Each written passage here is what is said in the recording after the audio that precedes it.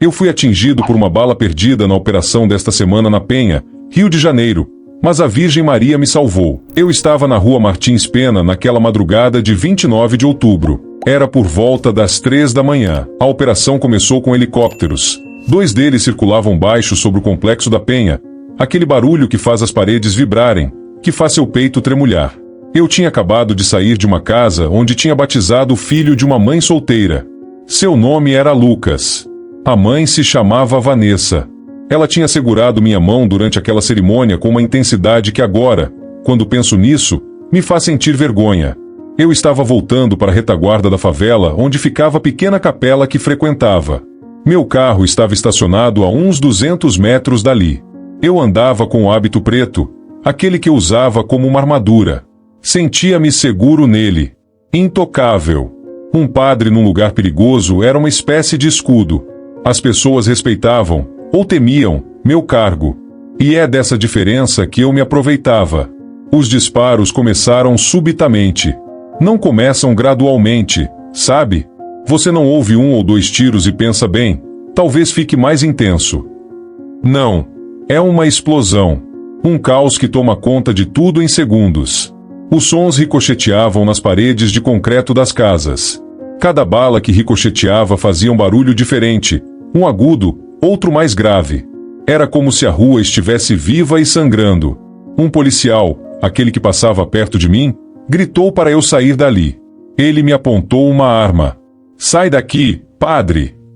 Na confusão que se seguiu, eu comecei a correr. Meu pé pisou em uma poça de lama. Senti meu hábito ficar pesado, molhado. E então, eu nunca vou esquecer esse momento, nunca vou conseguir tirar esse momento da minha memória. Eu senti algo atravessar meu peito. Não foi como uma dor imediata. Foi como um vento quente, uma sensação de ar passando por dentro de mim. Uma bala perdida. Passando direto. Atravessando meu pulmão. Caí ali mesmo, naquela rua que eu conhecia como a palma da minha mão. Aquela rua onde eu tinha caminhado centenas de vezes com desdém, com superioridade, julgando cada pessoa que cruzava meu caminho. Agora estava ali, sangrando na lama, incapaz de me mover, incapaz de gritar, incapaz de invocar qualquer proteção divina que eu tinha pregado por tanto tempo. Mas antes de continuar falando sobre aquele momento, preciso contar quem eu era. Porque o padre que caiu naquela rua não era alguém que você pudesse chamar de compassivo. Eu era rígido, dogmático. Pregava uma fé que condenava muito mais do que acolhia. Meu nome é Roger, Padre Roger, e durante 40 anos de minha vida, eu fui um instrumento de julgamento muito mais do que um instrumento de cura. Eu frequentava a favela com uma aura de superioridade que agora me envergonha profundamente. Vim ali para salvar almas que eu considerava fracas. Prostitutas, traficantes, mães abandonadas, pessoas que a sociedade tinha descartado como lixo. Eu as via assim, como lixo. Meu coração estava endurecido por uma teologia que separava o mundo em 2 grupos, puros e impuros, santos e pecadores. E eu me via, é claro, no lado dos puros. Minhas homilias eram repletas de condenação disfarçada de verdade. Eu falava sobre a importância da castidade enquanto julgava a mulher que tinha tido 5 filhos de 5 homens diferentes. Eu pregava sobre honestidade enquanto olhava com desprezo para o menino de 14 anos que roubava para ajudar a mãe. Eu falava sobre a vontade de Deus como se Deus estivesse inteiramente do meu lado, validando cada um dos meus preconceitos, cada uma das minhas aversões. Minha mãe, Norma, tentava me alertar. Ela visitava a favela muito mais do que eu, não com hábito, não com autoridade, mas com alimentos, com paciência, com uma presença que era simplesmente humana. Ela me dizia, Roger, compaixão não é fraqueza. E eu respondia com a arrogância que caracterizava minha época, mãe, você simplesmente não compreende o chamado. Como se ela não soubesse do que estava falando. Como se aquela mulher que tinha me criado, que tinha ensinado-me tudo sobre humanidade, não soubesse o que realmente importava. Eu rezava, e isso é o que mais me incomoda agora. Rezava para que Deus me desse força para manter a distância, para não me contaminar com a realidade daquelas pessoas. Isso mesmo. Eu pedi a Deus proteção contra a realidade dos seres humanos que Ele mesmo tinha criado. Que Deus me protegesse de ser tocado pela verdade.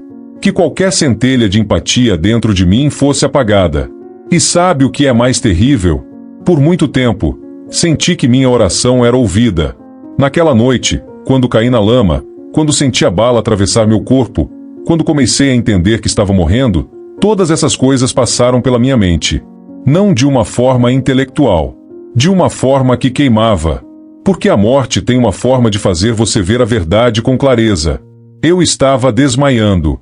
Minha visão ficava turva, depois ficava escura, depois havia pequenos clarões de luz vermelha, como se alguém estivesse acendendo fogo dentro dos meus olhos.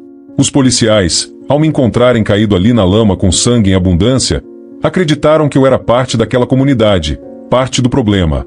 Um deles me chutou. Outro gritou que era mentira, que padre não morre ali, que isso era uma farsa. Ninguém me ajudou. Ninguém chamou uma ambulância. O que aconteceu depois é algo que eu tentei bloquear por muito tempo, mas que agora reconheço como verdade. O prédio em construção que ficava a poucos metros dali, aquele que havia sido abandonado havia anos, desabou. Ou melhor, parte dele desabou. E aquela estrutura de concreto, vigas e ferro caiu sobre mim. Eu fui enterrado.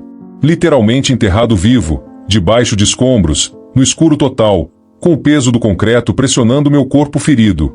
A bala tinha entrado pelo lado direito do meu peito. Meu pulmão, parte dele, grande parte dele, tinha sido destruído. Minha respiração se transformou em um som molhado, de água, de afogamento. Eu tentava respirar e sentia apenas um som de bolhas, de algo borbulhando dentro de mim. Cada tentativa de inspirar era uma agonizante luta contra meu próprio corpo. Eu estava morrendo. E estava completamente sozinho no escuro. Mas eu não estava tão sozinho quanto imaginava. Havia ratos. Havia um cheiro que eu não consigo descrever, uma mistura de mofo, de sangue oxidado, de morte. Havia o silêncio que é tão profundo que parece fazer ruído. Era como se o próprio universo tivesse se fechado em volta de mim e tivesse decidido que era hora de eu ser apagado. Ali, debaixo daquela ruína, tudo aquilo em que eu tinha acreditado desapareceu como fumaça. Minha fé rígida, aquela que eu tinha construído tijolos por tijolos durante 40 anos, não valia absolutamente nada. Era como construir um castelo de areia e esperar que ele sobreviva a uma onda. Minhas preces não vinham sendo ouvidas. Ou pior, estavam sendo ignoradas. Deus tinha me abandonado. Ou, e isso era muito pior ainda, tinha me testado e eu tinha falhado completamente. Meus sermões de condenação, aqueles que eu pregava com tanta segurança em mim mesmo, agora apenas gritavam em meu ouvido como fantasmas. Eu conseguia ouvir minha própria voz ecoando nas escuridão. A luxúria é pecado. O roubo é pecado. Abandono de família é pecado. E enquanto essas palavras ricocheteavam na minha mente, eu estava lá, um homem que tinha condenado centenas de pessoas pelo bem delas, e eu estava morrendo sozinho. Ninguém sabia onde eu estava. Ninguém ia vir me buscar. Comecei a lembrar de cada rosto que eu tinha julgado. Vanessa, a mãe de Lucas, aquela cujo filho eu tinha batizado apenas horas antes, aparecia em minha mente com uma clareza que era quase insana. Ela tinha segurado minha mão durante aquela cerimônia com tanto amor que eu havia criado uma justificativa teológica para aquilo. Ela está buscando redenção. Mas a verdade, e a verdade me atingiu como um martelo, era que ela estava me oferecendo graça. E eu tinha rejeitado. Havia meninos que eu tinha visto roubando. Eu julgava que eram condenados, que estavam perdidos. Mas agora eu me perguntava, perdidos de quê? Perdidos de quem? Talvez eles estivessem apenas tentando viver, tentando comer, tentando ajudar suas mães. Eu tinha passado pelos arredores daquela rua dezenas de vezes e nunca tinha perguntado a eles qual era seu nome. Nunca tinha sentado e ouvido. Apenas tinha olhado com desprezo. Sentia ódio de mim mesmo.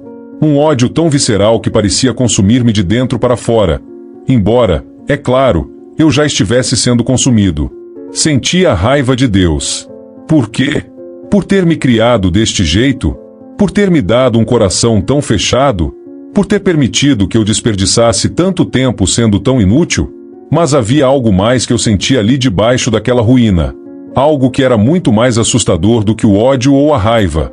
Era o reconhecimento de uma verdade que tinha estado dentro de mim o tempo todo, apenas esperando pacientemente a morte para se revelar. Eu nunca tinha verdadeiramente acreditado. Minha fé era apenas vaidade. Era estrutura. Era poder. Era a ilusão de que eu tinha respostas quando a verdade é que nunca tive nenhuma. Minha fé era como aquele prédio em construção, uma estrutura vazia, sem fundação, esperando desabar sobre alguém. E agora tinha desabado sobre mim. Eu podia sentir o peso. Podia sentir a escuridão. Podia sentir o silêncio do túmulo que eu tinha criado para mim mesmo ao longo de décadas. E naquele silêncio, não havia nada. Absolutamente nada. Quanto tempo passei ali? Não consigo dizer com precisão. Podem ter sido horas. Podem ter sido dias. O tempo deixa de fazer sentido quando você está morrendo. Quando você está debaixo de concreto. Quando cada respiração é uma batalha. Quando você sente sua própria vida escorrendo para fora de você como água por uma rachadura. Eu tentava mover os braços. Eles não se moviam. Tentava levantar a cabeça. Não conseguia. Meu corpo tinha se tornado uma prisão dentro de uma prisão. A dor era além de qualquer coisa que eu possa descrever em palavras. Não era apenas dor física. Era dor de compreender que você passou a vida inteira errado. Que você foi um instrumento de sofrimento quando deveria ter sido um instrumento de cura. Que você vai morrer sem nunca ter realmente vivido. A dor era o peso do remorso, o peso da arrogância, o peso de todas as vidas que você tocou e deixou pior do que encontrou. Meu pulmão, ou o que restava dele, continuava produzindo aquele som de água borbulhante. Eu conseguia sentir o sangue dentro da minha boca. Conseguia provar o ferro, o gosto metálico da morte. Meus lábios estavam secos. Minha garganta era como vidro quebrado por dentro. E o frio, Deus, o frio era insuportável. Era um frio que vinha de dentro, como se a morte já estivesse se instalando lentamente em cada célula do meu corpo. Passei a ouvir coisas que não existiam. Vozes. Música distante. Uma música de ninar que minha mãe costumava cantar quando eu era criança. Dorme, filhinho, a noite é de escuridão. Mas o dia virá com seu relógio em mão. Minha mãe, Norma, aquela mulher que eu tinha ignorado tantas vezes, que eu tinha corrigido quando ela sugeria um caminho diferente para minha fé, que eu tinha desafiado quando ela me pedia para ter compaixão. Comecei a alucinar, ou talvez estivesse realmente tendo visões. Nunca tenho certeza. Vi minha infância. Vi-me aos 5 anos, sentado no colo da minha mãe, enquanto ela me contava histórias sobre santos. Mas essas histórias não eram sobre condenação. Eram sobre pessoas comuns que tinham cometido erros, que tinham sofrido e que tinham encontrado uma forma de amar mesmo feridas. Aquela criança, aquele menino que eu tinha sido, estava me olhando de um lugar muito distante, e seu rosto era triste. Ele sabia que eu tinha me perdido. Vi também os rostos de todas as pessoas que tinha condenado. Mas não como fantasmas que vinham me assombrar. Como pessoas. Seres humanos com nomes, com histórias, com dores que eu nunca tinha tentado compreender. Eu via Vanessa e via também o pai de Lucas, um homem que tinha morrido em uma operação policial 5 anos atrás. Ela estava criando um filho sozinha e eu a julgava por ter relações sexuais fora do casamento, como se aquilo fosse o maior de seus pecados. Vi meninos que roubavam. Via também suas mães, mulheres que trabalhavam o dia inteiro e ainda assim não conseguiam colocar comida na mesa. Via os rostos desses meninos quando eles recebiam um não meu quando pediam ajuda. Porque sim, eles pediam. Eu apenas recusava. Recusava porque estava ensinando-os a não roubar, como se a teologia fosse mais importante que o pão. Quando já não conseguia mais respirar, quando realmente senti que era o final, quando a dor era tão imensa que parecia que meu corpo ia explodir de dentro para fora, eu fiz algo que nunca tinha feito em 40 anos de vida religiosa. Eu chorei. Não rezei. Não invoquei santos. Não recitei o Pai Nosso. Não fiz nenhuma das coisas que um padre deveria fazer. Simplesmente chorei. Como um menino pequeno. Como aquele garoto que eu tinha visto em meu delírio, aquele menino de 5 anos que ainda acreditava que o mundo podia ser bom. Chorei de desespero. Chorei de perda. Chorei de verdade. Verdade essa que tem um gosto amargo, que raspa seu interior e deixa você completamente vazio. E naquele choro, naquele momento em que eu tinha abandonado completamente qualquer pretensão de ser o padre forte, eu sussurrei: Mãe, Mãe Maria, eu não consigo mais. Não era uma oração estruturada. Era um grito de criança perdida. Era a admissão total e completa de que eu não controlava nada. Que eu era frágil. Que eu era humano. que eu precisava de algo muito maior que minha própria vontade, minha própria compreensão, minha própria arrogância. Aquele sussurro saiu do meu peito ferido, atravessou meus lábios rachados e desapareceu no silêncio daquele túmulo de concreto. Eu não esperava nada. Não esperava resposta. Não esperava salvação. Apenas deixei sair. Deixei que aquele pedido de ajuda flutuasse no escuro, sem nenhuma expectativa de que pudesse ser ouvido. E ali, naquele momento de completa rendição, algo mudou. Não consigo explicar de outra forma. No momento em que pronunciei aquelas palavras, Mãe Maria, eu não consigo mais, uma luz branca invadiu o escuro. Não era como um flash de câmera. Não era como o clarão de uma explosão. Era diferente. Era como se a própria escuridão tivesse se afastado, como se ela não tivesse escolha senão se afastar. Eu bati os olhos. Meus olhos tinham estado fechados por tanto tempo que a luz causava dor. Mas conforme minha visão começava a se ajustar, eu conseguia ver contornos, estruturas. Parecia que as vigas de concreto acima de mim estavam se movendo, não fisicamente, mas como se estivessem se dissolvendo diante de meus olhos. A escuridão não desapareceu completamente, mas aquela luz branca estava ali, preenchendo tudo. E então eu a vi. Uma mulher estava diante de mim. Não posso descrever como ela chegou ali. Não atravessou o concreto. Não desceu de cima. Simplesmente estava ali, como se sempre tivesse estado. Ela usava uma túnica clara, não branca, mas algo próximo, e sua presença fez o ar ficar denso de uma forma que eu não consigo explicar adequadamente com palavras. Seus olhos eram simultaneamente antigos e jovens. Como se ela tivesse visto milênios passarem, mas também como se acabasse de nascer. Havia uma profundidade naquele olhar que fazia qualquer julgamento que eu tivesse fazer parecer impossível, infantil, insignificante. Ela me olhou com uma compaixão que derrubou cada uma das minhas defesas, não suavemente, mas como uma onda que arrebenta tudo em seu caminho. Eu tentei falar. Minha voz não saiu. Tentei mover. Meu corpo não respondeu. Eu estava completamente imobilizado, mas não por medo. Era mais como se qualquer capacidade de resistência tivesse sido removida de mim. Eu estava no diante dela, não fisicamente, mas espiritualmente. Completamente exposto. Ela não disse nada. Eu esperava que falasse. Esperava que explicasse quem era ou por que tinha vindo. Mas não.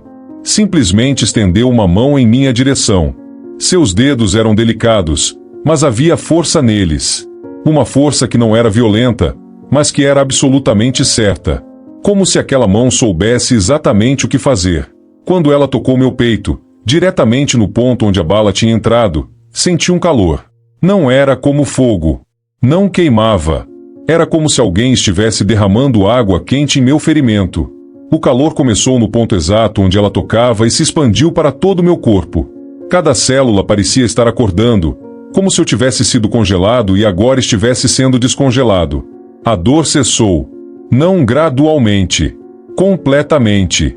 De um segundo para o outro, a agonia que tinha me consumido simplesmente desapareceu. Eu podia respirar, realmente respirar, e não aquele som de afogamento.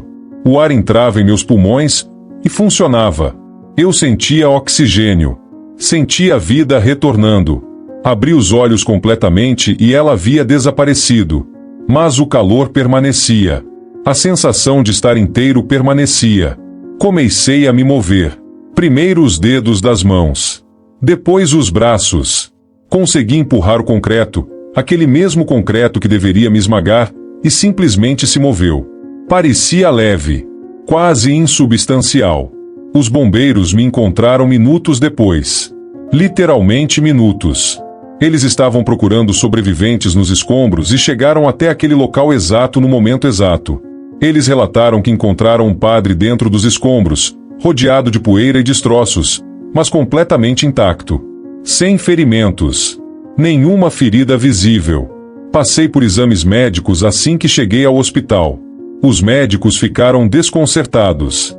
Fizeram radiografias, tomografias, ultrassons. Procuravam evidência de que tivesse sido baleado, de que tivesse sofrido trauma. Não encontraram nada. Não havia cicatrizes. Não havia ferimentos cicatrizando. Não havia qualquer rastro físico de que eu tivesse estado à beira da morte. Um dos médicos me olhou nos olhos e disse: "Padre, não entendo o que encontro aqui. Seus pulmões estão perfeitos. Seu coração está batendo como de um homem de 30 anos. Não há nada errado com você. Você deveria estar morto." Ele estava certo. Eu deveria estar morto. E uma parte de mim morreu ali naquele poço de concreto e escuridão. A parte que era arrogante, que era rígida, que era incapaz de amar. Essa parte morreu completamente. E quando aquela luz me tocou, quando aquela mão tocou meu peito, algo novo nasceu. Algo que eu não conseguia ainda nomear, mas que eu sabia que era verdadeiro. Minha mãe foi a primeira pessoa que chamei. Ela veio ao hospital e me abraçou. Quando ela me abraçou, ela sussurrou no meu ouvido: "Meu filho, você finalmente ouviu." E senti que ela sabia. De alguma forma, ela sempre soube que isso seria necessário, que eu precisaria morrer para poder realmente viver. Saí do hospital 3 dias depois. Os médicos queriam que eu ficasse mais tempo, mas eu sabia que precisava voltar. Precisava voltar àquela rua. Precisava voltar aos escombros onde eu tinha morrido e onde tinha renascido. Quando minha mãe me levou, ela não perguntou por quê. Ela apenas dirigiu. A Rua Martins Pena estava diferente quando voltei. Os escombros ainda estavam lá, a polícia ainda investigava. Havia fita amarela marcando a área. Havia pessoas curiosas olhando ao redor. Mas quando desci do carro, quando comecei a caminhar por aquelas ruas que eu conhecia tão bem e que ao mesmo tempo pareciam completamente estranhas, algo dentro de mim se abriu. Passei pela casa de Vanessa. Bati na porta. Era manhã cedo, deve ter sido por volta das 7 da manhã.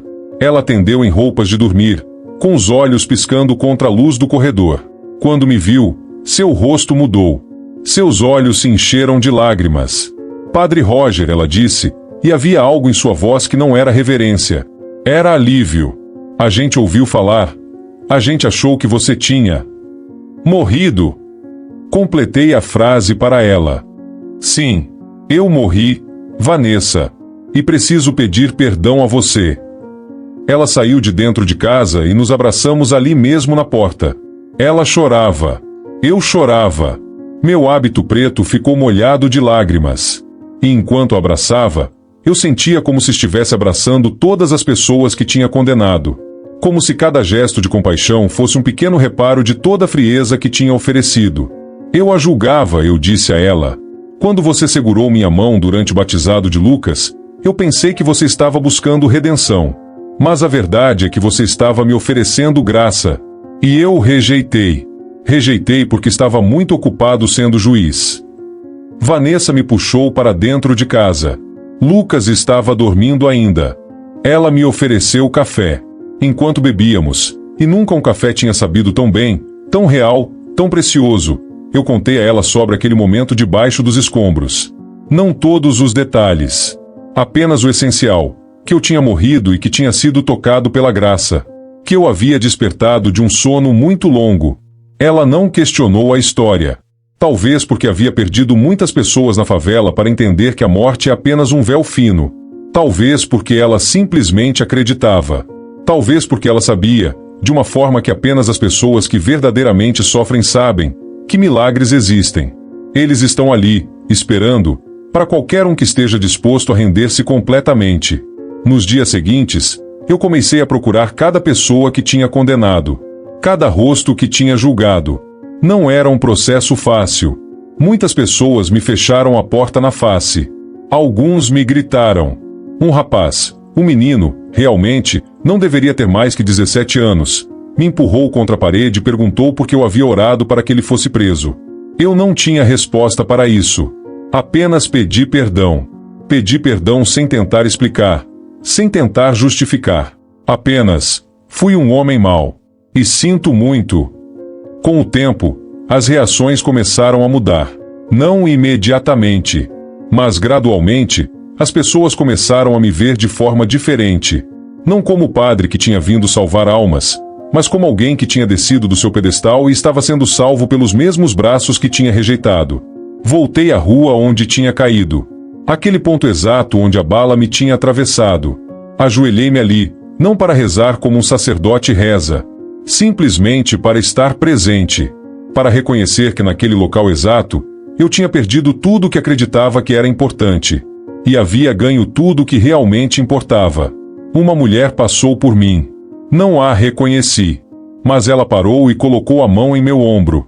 Você é o padre que levou um tiro? Ela perguntou. Sim, respondi. Eu sou a mãe de uma menina que você tinha dito que era condenada, ela disse. Que ela não tinha salvação porque ela tinha ficado grávida aos 16 anos. Ela tentou se matar essa noite. Mas quando ouviu falar que você tinha levado um tiro e tinha vivido, bem, ela disse que se Deus podia salvar um homem que era tão ruim quanto você era, talvez houvesse esperança para ela também. Aquela mulher continuou andando. Eu permaneci ali, ajoelhado, e senti o peso de cada palavra. Porque essa menina, essa garota que eu tinha condenado para a morte espiritual, ela havia tentado se matar. E por alguma razão que eu não consigo completamente entender, minha morte aparente tinha lhe oferecido esperança. Comecei a entender que talvez, apenas talvez, minha morte tinha significado. Não era sobre mim. Nunca foi sobre mim. Era sobre cada pessoa naquela comunidade que tinha ouvido falar que o padre tinha sido baleado e tinha vivido. Era sobre cada um que perguntava por quê. Era sobre cada um que começava a questionar se talvez houvesse mais de Deus em um momento de morte e ressurreição do que em uma vida inteira de pregação de condenação. Retornei à pequena capela. As paredes eram desgastadas, a tinta estava descascando, o telhado tinha vazamentos. Mas para mim, havia se tornado o lugar mais sagrado que eu conhecia. Eu comecei a fazer missa de forma diferente. Não era mais uma performance de autoridade. Era uma conversa. Um diálogo. As pessoas vinham e contavam suas histórias, e eu simplesmente ouvia. Simplesmente estava presente. Minha mãe começou a frequentar regularmente. Ela se sentava na primeira fileira, não porque era mãe do padre, mas porque era uma mulher que tinha vindo adorar. E quando eu olhava para ela, via que ela estava chorando. Chorando porque finalmente seu filho havia compreendido o que ela tinha tentado ensinar por toda uma vida. Que compaixão não é fraqueza. Que humildade não é fracasso. Que a verdadeira força vem em se tornar pequeno o suficiente para ser tocado pela graça. Depois de alguns meses, comecei a receber convites para falar em outras paróquias. Padres queriam ouvir minha história. Bispos queriam entender o que tinha acontecido comigo. Eu aceitei alguns convites, mas sempre com cuidado. Porque eu sabia que havia o risco de transformar meu testemunho em performance. De fazer disso sobre mim novamente. Quando falava, eu contava a verdade. Que eu tinha sido um homem cheio de ódio disfarçado de santidade. Que eu tinha desperdiçado décadas sendo um instrumento de condenação. Que eu tinha levado um tiro e tinha estado próximo à morte. Que havia encontrado algo, alguém, na escuridão. E que aquele encontro havia me transformado completamente. Nem todos acreditavam. Alguns padres mais velhos me diziam que eu estava sendo influenciado por sentimentos, que precisava voltar a uma teologia mais sólida. Um bispo sugeriu que havia possibilidades de meu relato ser exagerado por motivos emocionais. Mas eu não tentava convencer ninguém. Apenas contava o que havia vivido e deixava que cada pessoa decidisse por si mesma. Voltei à favela. Permaneci lá. Minha mãe se mudou para uma pequena casa perto da capela, e juntas criamos um espaço onde as pessoas pudessem vir, não para ser julgadas, mas para ser alimentadas. Literalmente alimentadas. Começamos a oferecer refeições diárias. Começamos a oferecer abrigo para meninos de rua. Começamos a oferecer educação para crianças cujas escolas públicas eram tão ruins que praticamente não existiam. Não eram grandes gestos. Não estavam mudando o mundo. Mas estavam mudando o mundo de pessoas específicas. E comecei a entender que talvez esse seja o ponto inteiro. Que talvez o sagrado não exista em grandes proclamações ou em multidões reunidas em catedrais. Talvez exista em um momento simples, quando você oferece a alguém que foi descartada pela sociedade um prato de comida quente e a escuta com atenção enquanto ela conta sua história. Aquela menina que tinha tentado se matar, a filha daquela mulher que tinha abordado-me na rua, ela começou a vir à nossa casa. Ela trouxe sua filha pequena comigo. Continuamos fornecendo-lhe apoio. Ela começou a frequentar a escola novamente. Ela me contou que por muito tempo havia acreditado que Deus a condenava. Que ela havia feito algo tão errado que não havia redenção possível. Mas você, ela me disse um dia, você estava tão errado e ainda assim recebeu graça. Então talvez, Talvez ela também pudesse. Eu não tinha como explicar porque ela havia recebido graça. Não tenho certeza de que verdadeiramente compreendo os mistérios de Deus. Mas estava começando a compreender que a graça não é algo que você conquista através da perfeição moral. Não é algo que você recebe porque você foi bom o suficiente ou puro o suficiente. É algo que você recebe quando está completamente vazio. Quando você já não tem nada a oferecer além de rendição completa. Minha fé não é mais rígida. Não é mais uma estrutura que eu imponho sobre a realidade tentando encaixá-la em categorias de certo e errado. É flexível. É respirável. É viva. Mudança todos os dias conforme ouço histórias que me confrontam, que me expandem, que me desafiam a crescer ainda mais. Descobri que a verdadeira intercessão mariana, aquela realidade espiritual que eu tinha pregado sem realmente compreender, não é um milagre distante que você invoca de longe. É a presença dela em cada rosto ferido, em cada coração que pede ajuda, em cada momento em que alguém escolhe a compaixão em vez da condenação. Aquela mulher que me tocou debaixo dos escombros, eu não tenho certeza de quem ela era. Mas agora entendo que ela era a presença da compaixão divina tocando-me no ponto de minha morte mais completa. Sou um ex-condenador. Agora sou o sacerdote da compaixão. E essa não é uma frase que eu inventei para soar bonita. É uma descrição literal de minha transformação. Porque eu passei décadas condenando. E agora, nos anos que me restam, estou tentando desesperadamente compensar. Não porque espero que Deus me perdoe. Deus já me perdoou naquela noite nos escombros. Estou fazendo isso porque essa é a única resposta apropriada a um presente tão imenso. Minha mãe, Norma, descansa agora em paz. Ela partiu há alguns anos, mas não antes de ver seu filho finalmente compreender. Não antes de ver a favela transformada, não inteiramente, mas em pequenas maneiras que fazem diferença. Não antes de ver as mesmas pessoas que eu tinha condenado abraçarem-me como alguém que as compreendia, alguém que sofria com elas. Frequentemente, quando caminho pela rua Martins Pena, aquela mesma rua onde caí, onde morri, onde renasci, as pessoas reconhecem-me. Mas ninguém mais me vê como um padre vindo de fora. Vêem-me como alguém que morreu e renasceu nos braços dessa comunidade. Vêem-me como alguém que finalmente compreendeu que todos nós estamos buscando a mesma coisa, uma oportunidade de começar de novo. Uma chance de ser amado apesar de tudo que fizemos de errado. E então, no crepúsculo daquelas ruas que eu conheci como a palma de minha mão, pergunto a você que ouve minha história, você já se sentiu assim também? Já esteve tão perdido que acreditou que não havia retorno? Já teve um momento em que tudo aquilo em que acreditava desabou completamente? Se sim, saiba que talvez aquele momento não fosse seu fim. Talvez fosse seu começo. Talvez, como eu descobri deitado no escuro, a morte não é sempre o final. Às vezes, é a porta de entrada para uma vida verdadeiramente vivida. Abri os olhos completamente e ela havia desaparecido. Mas o calor permanecia. A sensação de estar inteiro permanecia. Meu corpo, aquele corpo que momentos antes estava sendo consumido pela morte, começava a responder aos meus comandos. Comecei a me mover. Primeiro os dedos das mãos. Depois os braços. Consegui empurrar o concreto. Aquele mesmo concreto que deveria me esmagar, que deveria ser peso demais para qualquer ser humano, e simplesmente se moveu. Parecia leve, quase insubstancial. Era como se as leis da física tivessem sido suspensas apenas para permitir que eu vivesse. Como se Deus tivesse colocado sua mão invisível sob aquele peso e o tivesse levantado. Rastejei para fora dos escombros. A escuridão ainda estava ali, mas era diferente agora. Era uma escuridão que tinha fim. Podia haver uma abertura, podia haver estrelas lá em cima, distantes, mas visíveis. Meu corpo estava coberto de poeira, de sangue seco, de coisas que eu prefiro não nomear. Mas quando me toquei, quando coloquei as mãos no ponto onde a bala tinha entrado, não sentia dor. Não sentia ferida. Meu peito estava intacto. Os bombeiros me encontraram minutos depois. Literalmente minutos. Eles estavam procurando sobreviventes nos escombros usando lanternas e equipamento de resgate sofisticado. Havia máquinas pesadas ao redor, policiais, médicos em pé esperando para oferecer primeiros socorros. Quando chegaram até aquele local exato, aquele buraco específico onde eu estava, eles parou. Um deles, aquele que passava na frente, simplesmente parou.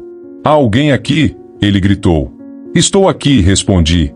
Minha voz era fraca, distante, como se viesse de muito longe. Eles precisaram de alguns minutos para me tirar dali. Meu corpo estava preso sob um bloco de concreto que tinha caído de forma que deixava apenas minha cabeça e ombros expostos. Quando finalmente conseguiram me libertar, quando finalmente me puxaram para a superfície, o chefe dos bombeiros, um homem chamado Miguel, com cabelo grisalho e olhos que tinham visto muita morte, me olhou com uma expressão que eu nunca vou esquecer. Era como se ele estivesse vendo algo que não podia ser explicado. Como se estivesse olhando para um fantasma. Como se estivesse olhando para alguém que não deveria estar vivo. Padre, ele disse, sua voz tremendo levemente, você estava embaixo disso tudo? Como você está vivo? Aquilo caiu há horas. Ninguém sobrevive debaixo daquele peso por tanto tempo. Especialmente não sem assistência médica imediata. Eu não tinha resposta para ele. Apenas continuei respirando.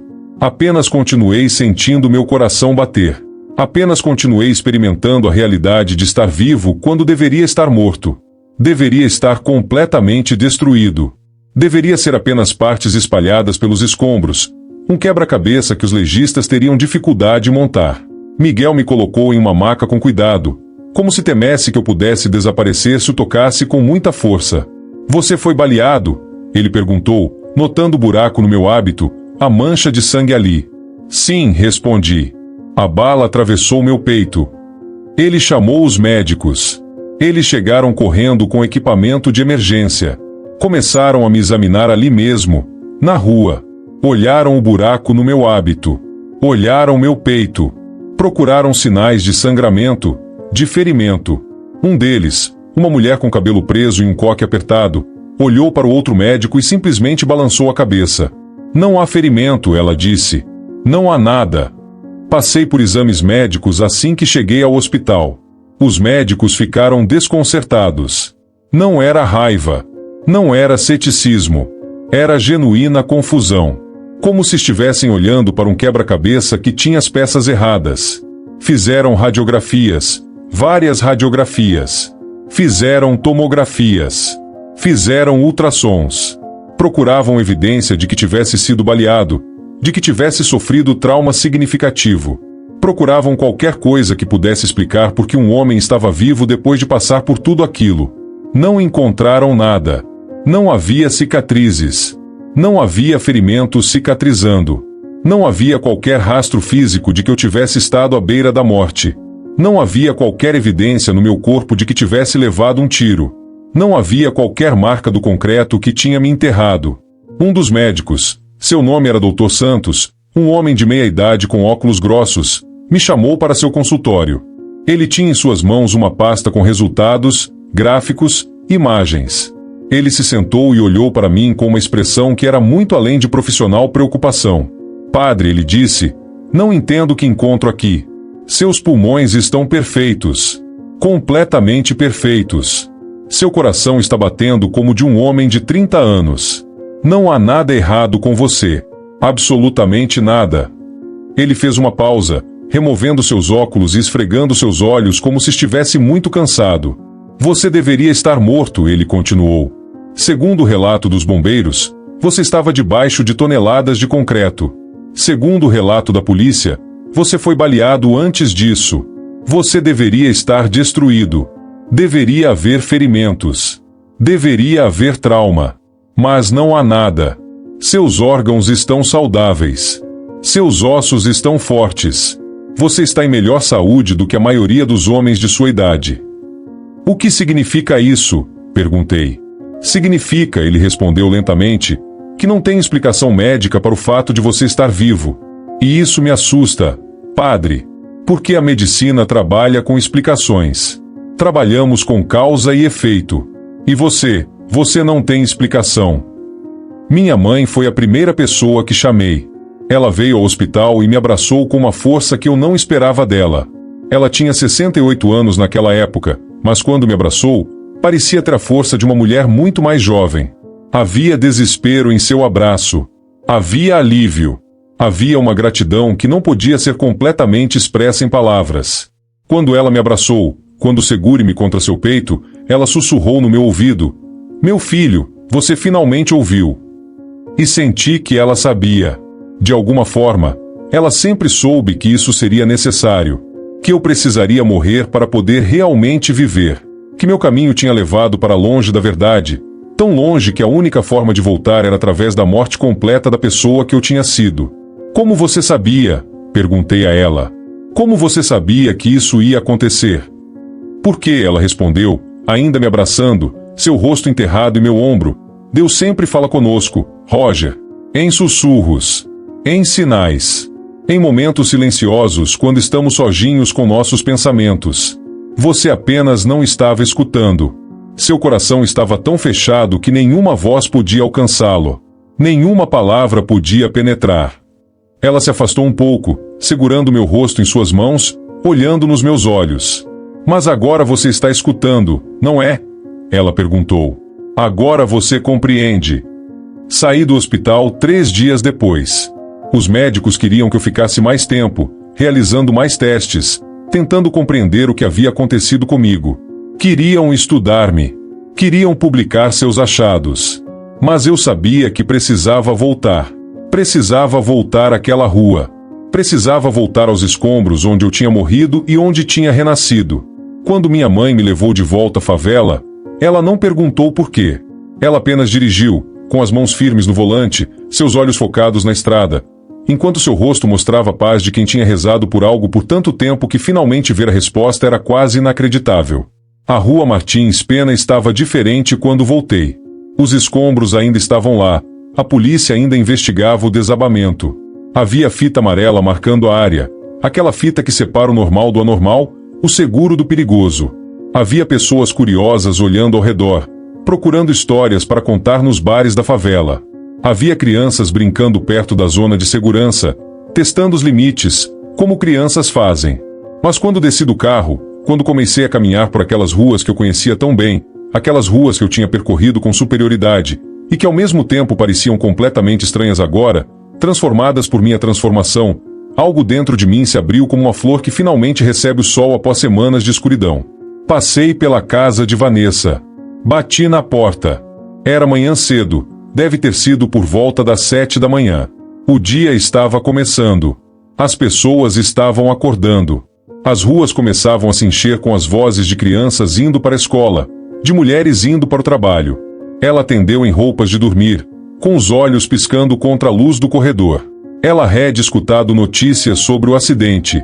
Tinha ouvido que um padre tinha sido baleado, que ele tinha sido enterrado nos escombros, que ninguém esperava que ele sobrevivesse. Quando me viu, seu rosto mudou. Seus olhos se encheram de lágrimas. Ela tinha rezado, ela me contaria depois. Tinha rezado pela minha vida, mesmo depois de tudo o que eu tinha feito. Mesmo depois de tudo que eu tinha dito a ela sobre seu pecado de ter um filho fora do casamento. Padre Roger, ela disse, e havia algo em sua voz que não era reverência. Era alívio.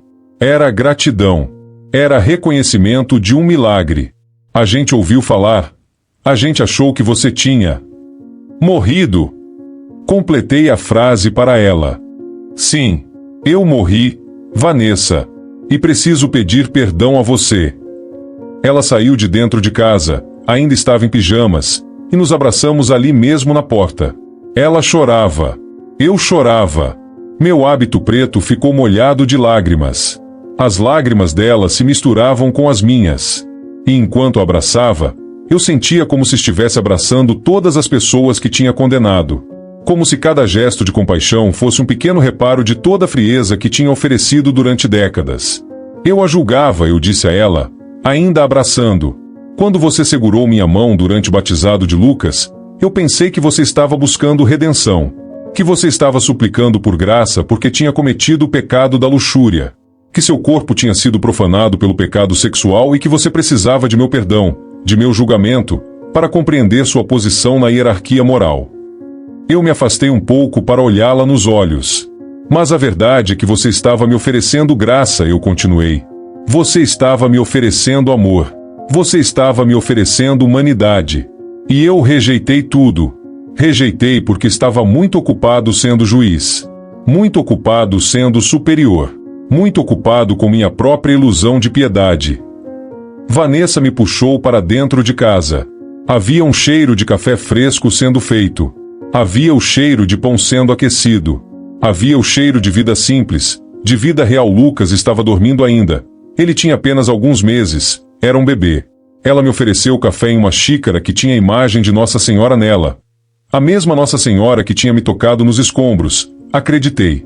Enquanto bebíamos, e nunca um café tinha sabido tão bem, tão real, tão precioso. Eu contei a ela sobre aquele momento debaixo dos escombros. Não todos os detalhes. Apenas o essencial, que eu tinha morrido e que tinha sido tocado pela graça. Que havia encontrado luz na escuridão. Que havia despertado de um sono muito longo. Que durante 40 anos eu tinha dormido enquanto pregava que estava acordado. Ela não questionou a história. Talvez porque havia perdido muitas pessoas na favela para entender que a morte é apenas um véu fino, uma separação que não é tão definitiva quanto parecer. Talvez porque ela simplesmente acreditava. Talvez porque ela sabia, de uma forma que apenas as pessoas que verdadeiramente sofrem sabem, que milagres existem. Os milagres estão ali, esperando, ela me disse, com a sabedoria que aquela menina jovem, ela devia ter apenas 25 anos, não deveria possuir. Para qualquer um que esteja disposto a render-se completamente. Para qualquer um que diga, eu não consigo mais. Porque é quando dizemos essas palavras que nos tornamos pequenos o suficiente para que a graça nos alcance. Nos dias seguintes, eu comecei a procurar cada pessoa que tinha condenado, cada rosto que tinha julgado, cada coração que tinha ferido com meus sermões, minhas palavras, minha atitude. Não era um processo fácil. Muitas pessoas me fecharam a porta na face, e eu aceitava. Tinha direito. Alguns me gritaram, atirando coisas em mim. Uma mulher me acusou de ter destruído sua vida com meus sermões sobre pureza, sobre a importância de manter-se virgem até o casamento. Você me fez sentir culpada por ser uma mulher, ela gritou. Você me fez sentir que meu corpo era algo sujo, algo que precisava ser controlado. Meu primeiro namorado, você me disse que ele era um predador. Que ele só queria me corromper. Mas ele era um rapaz bom. Ele me amava. E porque acreditei em você, porque internalizei toda aquela vergonha que você pregava, eu o perdi. Ele casou com outra pessoa. E eu passei 20 anos sozinha porque você me ensinou que eu era impura. Um rapaz, um menino, realmente, não deveria ter mais que 17 anos. Me empurrou contra a parede um dia e perguntou por que eu havia orado para que ele fosse preso. Porque eu tinha pedido a Deus que o protegesse das influências criminosas que cercavam sua vida. Porque eu tinha sugerido em um de meus sermões que as crianças que crescem na favela com pais criminosos deveriam ser removidas do ambiente corrupto para que possam ser salvos. Você falava sobre meu pai como se ele fosse demônio, o menino disse, com raiva em seus olhos. Meu pai, ele tentava fazer o melhor que podia. Ele roubava porque tínhamos fome. E você rezava para que ele morresse. Eu ouvi você dizer isso. Senhor, liberta essa comunidade dos homens maus que a corrompem. Bem, Deus ouviu você. Meu pai morreu em uma operação da polícia 2 anos depois. E minha mãe nunca se recuperou. Eu não tinha como explicar por que ele havia feito aquilo. Não tinha justificativa adequada. Simplesmente pedi perdão. Pedi perdão sem tentar explicar, sem tentar justificar. Sem oferecer desculpas que soassem vazias, que simplesmente fariam parecer que eu estava tentando fazer sentir-me melhor. Apenas, fui um homem mau. Muito mau. E sinto muito. Você tinha razão em me empurrar. Você tinha razão em estar com raiva. Com o tempo, as reações começaram a mudar.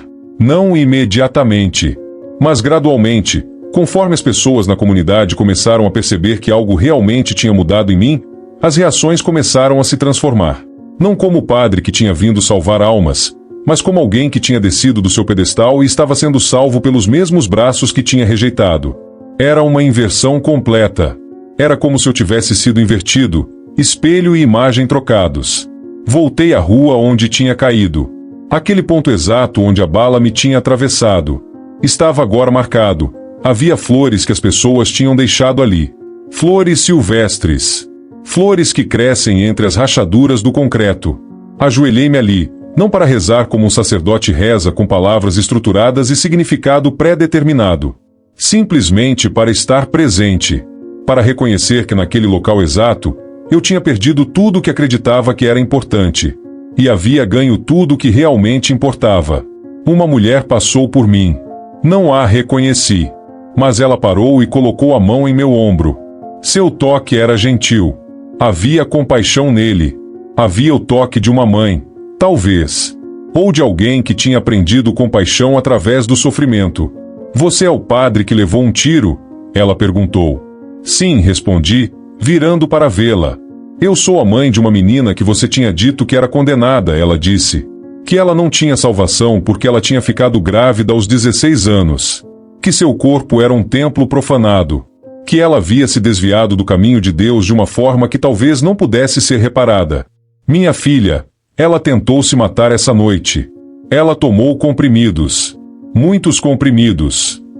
A mulher fez uma pausa, seus olhos se enchendo de lágrimas. Mas quando a levei ao hospital, ela continuou. E a médica me disse que ela ia sobreviver, que seu estômago havia sido lavado a tempo. Quando minha filha acordou e soube que ia viver, ela perguntou sobre você.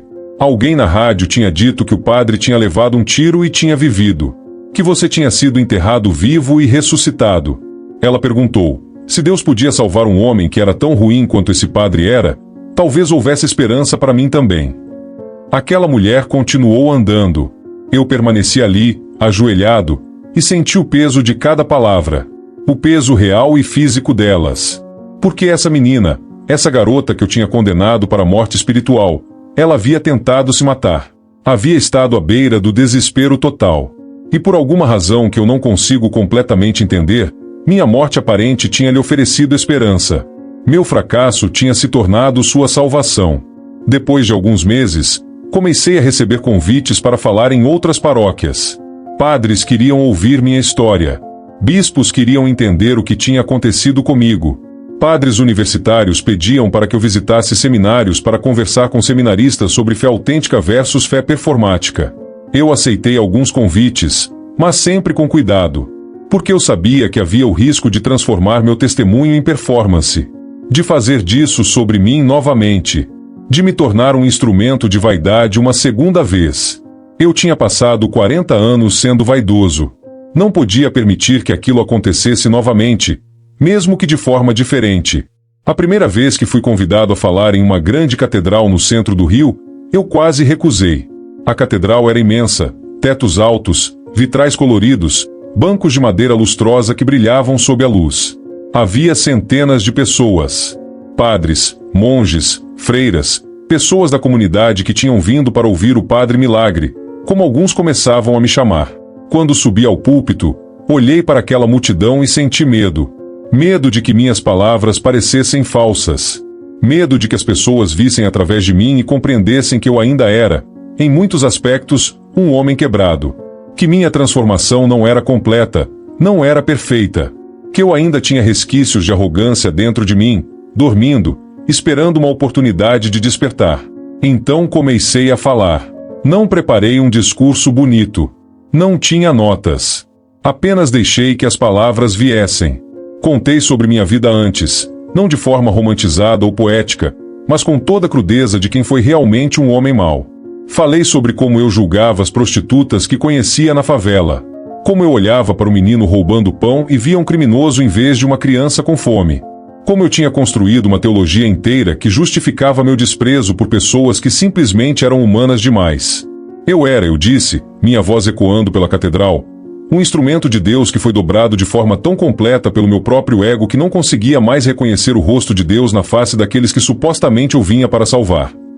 Quando falava, eu contava a verdade, que eu tinha sido um homem cheio de ódio disfarçado de santidade, que eu tinha desperdiçado décadas sendo um instrumento de condenação, que eu tinha levado um tiro e tinha estado próximo à morte, que havia encontrado alguém, na escuridão, e que aquele encontro havia me transformado completamente, que eu não era mais o mesmo, que a pessoa que tinha sido antes simplesmente não existia mais. Contei sobre o enterro nos escombros, sobre o silêncio que é tão profundo que faz ruído, sobre o momento em que abandonei completamente minha identidade como padre e me tornei apenas um menino pedindo ajuda, sobre a luz, sobre a mulher, sobre o toque que reconstruiu não apenas meu corpo ferido, mas minha alma que tinha estado morta muito antes da bala me atravessar. Quando terminei, houve silêncio. Não era o silêncio constrangedor. Era um silêncio que parecia estar rezando. Um silêncio que tinha peso e profundidade. Então, lentamente, as pessoas começaram a se levantar. Não em aplausos. Não era sobre aplaudir meu desempenho. Era em reverência. Em reconhecimento de que algo verdadeiro tinha sido dito. Algo que tinha atravessado as defesas de cada pessoa ali reunida. Nem todos acreditavam. Alguns padres mais velhos me diziam depois que eu estava sendo influenciado por sentimentos, que precisava voltar a uma teologia mais sólida e racional. Um bispo sugeriu que havia possibilidades de meu relato ser exagerado por motivos emocionais ou até mesmo resultado de alucinações causadas pela perda de sangue e pelo trauma psicológico. Um psiquiatra questionou se eu não estava tendo um episódio de transtorno de estresse pós-traumático manifestado em forma de experiência mística. Mas eu não tentava convencer ninguém. Apenas contava o que havia vivido e deixava que cada pessoa decidisse por si mesma se acreditava ou não. Porque a acreditação não era meu trabalho. Testemunho era. Apenas estar ali, vulnerável, aberto, compartilhando a verdade. Isso era tudo que eu podia fazer. Uma noite, em uma paróquia no subúrbio do Rio de Janeiro, após dar meu testemunho, um padre idoso me abordou. Ele deve ter tido 80 anos. Seus olhos eram azuis e muito claros, como se tivessem visto coisas que ele nunca havia conseguido colocar em palavras. Ele usava um hábito desgastado e suas mãos tremiam levemente. Ele me disse: Padre Roger, o que você descreveu, aquela mulher, aquela luz, aquele toque, isso é real. Eu não preciso de provas médicas. Porque eu tive uma experiência semelhante uma vez. Foi há 40 anos. Eu estava em uma missão na Amazônia e estava morrendo de malária. Os índios pensavam que eu era um espírito mau. Os padres que me acompanhavam tinham abandonado a esperança. Ele fez uma pausa, seus olhos se enchendo de lágrimas. E então ele continuou: veio uma luz. Não branca como você descreveu, mas uma luz verde-ouro. E uma mulher, aquela que você chamou de Mãe Maria, ela me tocou. E desde então, nunca consegui falar sobre isso com outro padre sem ser questionado. Sem ser dito que era alucinação. Sem ser pedido para que eu consultasse um psicólogo. Você é o primeiro padre em 40 anos que entende que isso é real. Ele me abraçou. E naquele abraço, senti que havia uma comunidade de pessoas que tinham experimentado o sagrado de forma que transcendia as estruturas institucionais da igreja. Pessoas que tinham sido tocadas pela graça e que tinham aprendido a manter essa verdade dentro delas, mesmo quando o mundo ao redor, incluindo a própria igreja, as desafiava a negar, a racionalizá-la, a transformá-la em algo menos do que realmente era. Voltei à favela. Permaneci lá. Não como visitante. Como residente. Não com a ilusão de que eu vinha salvar aquelas pessoas, mas com a compreensão de que eu vinha para aprender delas. Para ser salvo por elas. Para permitir que sua humanidade me reconstruísse diariamente. Minha mãe se mudou para uma pequena casa perto da capela. Uma casa que ela reformou com suas próprias mãos e com a ajuda de vizinhos. Havia um pequeno jardim na frente onde ela plantava flores. Girassóis, margaridas, flores que não tinham grande valor comercial, mas que traziam alegria. Juntas criamos um espaço onde as pessoas pudessem vir, não para ser julgadas, mas para ser alimentadas. Literalmente alimentadas. Começamos a oferecer refeições diárias. Começamos a oferecer abrigo para meninos de rua que dormiam nas esquinas, que roubavam para comer, que eram vítimas de um sistema que os tinha descartado como lixo. Começamos a oferecer educação para crianças cujas escolas públicas eram tão ruins que praticamente não existiam. Crianças que compartilhavam um livro entre 10 alunos. Que estudavam em salas sem janelas, sem ventilação adequada. Que tinham professores que tinham desistido. Minha mãe ensinava português e matemática, mas não da forma tradicional. Ela ensinava que as palavras importavam, que os números eram uma forma de compreender o mundo que muitas vezes parecia incompreensível. Eu ensinava história, mas uma história diferente. Uma história que incluía as pessoas que tinham sido silenciadas. Histórias de mulheres que tinham resistido. De homens que tinham sonhado. De crianças que tinham sobrevivido quando ninguém acreditava que era possível. Meus alunos me perguntavam por que aquelas histórias não estavam nos livros. E eu tinha que ser honesto, porque as pessoas com poder preferem que nós esqueçamos. Que nós acreditemos que só existe uma história. Mas vocês são a prova viva de que há muitas histórias. Não eram grandes gestos. Não estavam mudando o mundo inteiro. mas estavam mudando o mundo de pessoas específicas. E comecei a entender que talvez esse seja o ponto inteiro. Que talvez o sagrado não exista em grandes proclamações ou em multidões reunidas em catedrais com tetos altos e vitrais coloridos feitos com vidro importado. Talvez exista em um momento simples, quando você oferece a alguém que foi descartada pela sociedade um prato de comida quente e a escuta com atenção enquanto ela conta sua história.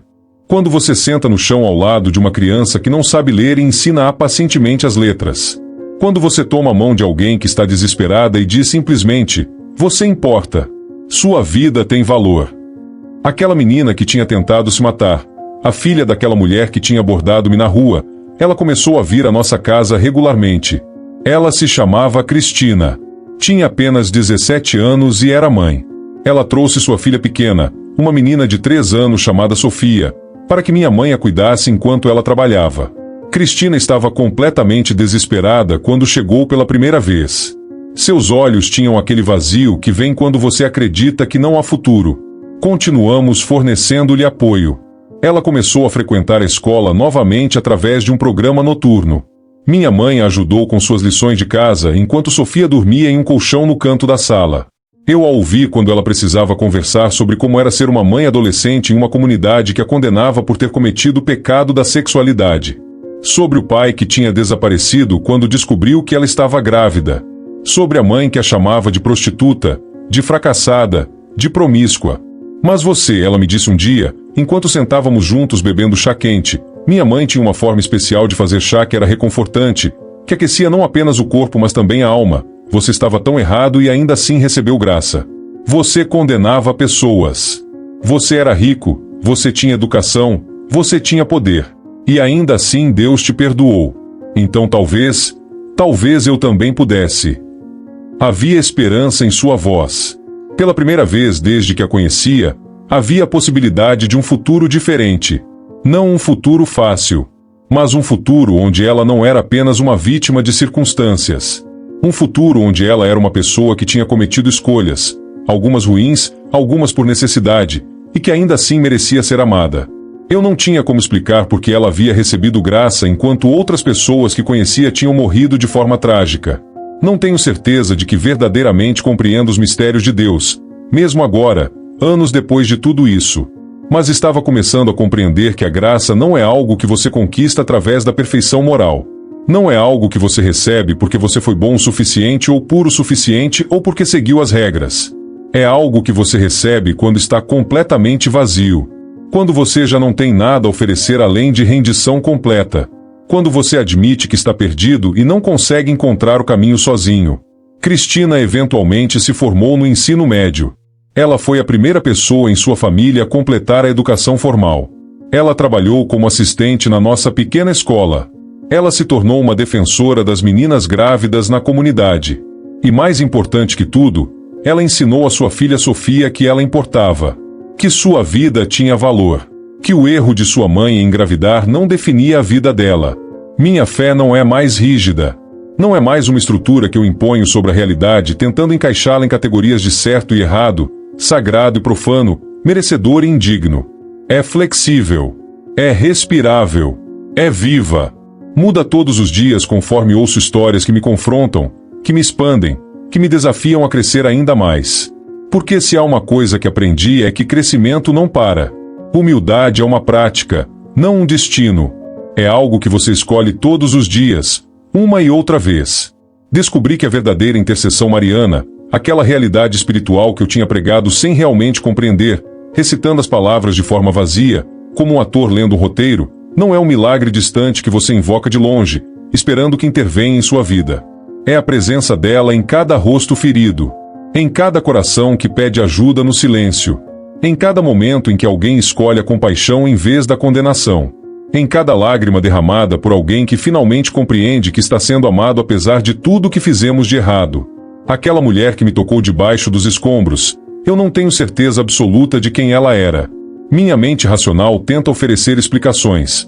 Alucinação, manifestação do inconsciente, um símbolo arquetípico.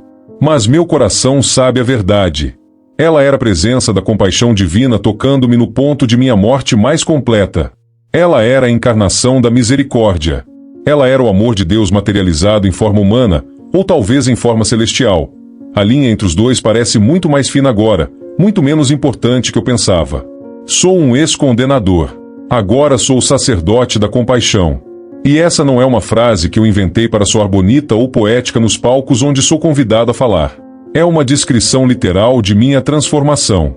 Porque passei décadas condenando, contando os pecados das pessoas, separando o mundo em categorias claras, puros e impuros, salvos e perdidos, merecedores e indignos. E agora, nos anos que me restam, estou tentando desesperadamente compensar. Não porque espero que Deus me perdoe. Deus já me perdoou naquela noite nos escombros quando aquela mão tocou meu peito e reconstruiu não apenas meu corpo, mas minha humanidade. Estou fazendo isso porque essa é a única resposta apropriada a um presente tão imenso. Quando você é dado uma segunda chance que você não merecia, quando você é salvo de uma morte que era certa e merecida, a única resposta honesta é dedicar o resto de sua vida ao serviço, ao amor, à reparação. Mesmo sabendo que nenhuma reparação será adequada. Mesmo sabendo que não conseguirei nunca compensar completamente por todos os anos de frieza, de julgamento, de condenação. Minha mãe, Norma, descansa agora em paz. Ela partiu há alguns anos. Estava com 82 anos quando seu coração simplesmente parou de bater, como um relógio que havia terminado seu tempo. Mas não antes de ver seu filho finalmente compreender. Não antes de ver a favela transformada, não inteiramente, não de forma perfeita, mas em pequenas maneiras que fazem diferença no dia a dia das pessoas. Não antes de ver as mesmas pessoas que eu tinha condenado abraçarem-me como alguém que as compreendia, alguém que sofria com elas, alguém que finalmente havia descido do pedestal e tinha se tornado humano. No seu funeral, pessoas que eu tinha julgado anos atrás vieram. Vieram de longe, deixando suas vidas por um dia para homenagear a mulher que as tinha alimentado, que as tinha escutado, que as tinha tratado como filhas quando o mundo as tratava como menos que humanas. Uma mulher com deficiência física que eu tinha criticado por não estar cumprindo seu dever cristão de procuração veio e disse que Norma tinha ensinado-lhe que sua deficiência não a tornava menos valiosa. Uma menina, agora mulher, que tinha sido abusada sexualmente e que eu tinha perguntado por que ela não tinha resistido veio e disse que Norma tinha ensinado-lhe que nenhum abuso era culpa da vítima. E quando viram a mim, não havia rancor em seus olhos. Havia apenas tristeza pela perda de Norma. E gratidão, uma gratidão que me machucava profundamente, por tudo o que ela havia feito, por ser o que eu deveria ter sido. Frequentemente, quando caminho pela rua Martins Pena, aquela mesma rua onde caí, onde morri, onde renasci, as pessoas reconhecem-me. Às vezes chegam e me abraçam. Às vezes apenas acenam. Mas ninguém mais me vê como um padre vindo de fora. Veem-me como alguém que morreu e renasceu nos braços dessa comunidade. Veem-me como alguém que finalmente compreendeu que todos nós estamos buscando a mesma coisa, uma oportunidade de começar de novo. Uma chance de ser amado apesar de tudo que fizemos de errado. Uma possibilidade de ser tocados pela graça quando menos a merecemos. E então, no crepúsculo daquelas ruas que eu conheci como a palma de minha mão, pergunto a você que ouve minha história, você já se sentiu assim também? Já esteve tão perdido que acreditou que não havia retorno possível? Já teve um momento em que tudo aquilo em que acreditava desabou completamente, deixando você sozinho com apenas a verdade nua e crua de quem você realmente é? Se sim, saiba que talvez aquele momento não fosse seu fim. Talvez fosse seu começo. Talvez, como eu descobri deitado no escuro debaixo de toneladas de concreto e peso, a morte não é sempre o final. Às vezes, é apenas a transformação necessária. Às vezes, é a única forma que temos de deixar morrer o homem que éramos para que o homem que devemos ser finalmente possa nascer. E talvez, apenas talvez, nesse novo nascimento, descobriremos que sempre estivemos sendo amados. Que sempre houve uma mão estendida no escuro, esperando apenas que nos rendêssemos completamente para poder nos tocar. Qual foi o momento mais inesperado em que você sentiu paz?